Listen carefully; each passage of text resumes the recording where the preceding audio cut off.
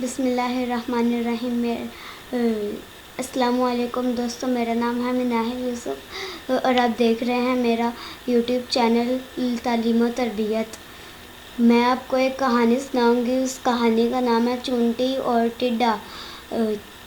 ایک چونٹی تھی، وہ کہیں جا رہی تھی۔ راستے میں ایک ٹڈا ملا۔ ٹڈا کہنے لگا، چونٹی بہن ذرا رک جاؤ۔ چونٹی رک گئی، پوچھنے لگی کیا بات ہے؟ ٹڈے نے کہا، میٹھی میٹھی ہوا چل رہی ہے، آؤ باغ میں کھیلیں۔ چونٹی نے کہا، میں کیسے کھیلوں؟ مجھے دانے اکٹھے کرنے ہیں۔ جب برسات آئے گی تو چھوٹی چھوٹی چونٹیاں کیا کھائیں گی؟ مجھے گھر بھی ٹھیک کرنا ہے۔ برسات کے پانی سے گھر ٹوٹ سکتا ہے؟ ٹڈے نے کہا، ہم تو کھیلتے ہی ہیں جی۔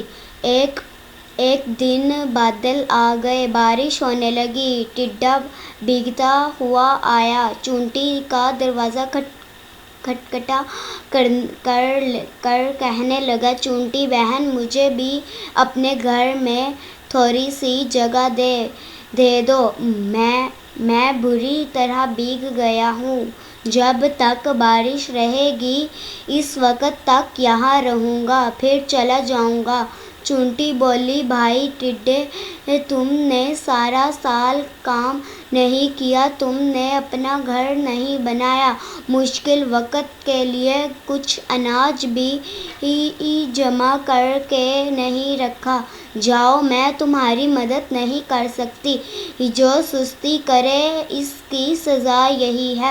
ٹڈا گڑگڑایا، چونٹی بہن اس بار معاف کر دو، آگے سے محنت کیا کروں گا۔ چونٹی نے ٹڈے کو چاول کے کچھ دانے دیے، کہنے لگی، لو کھا لو، لیکن میرے گھر میں تمہارے لیے کوئی جگہ نہیں ہے۔ ٹڈا روتی شکل لیے ہوئے چلا گیا۔ نتیجہ، کبھی سستی نہیں کرنی چاہیے اور اپنا کام وقت پہ کرنا چاہیے۔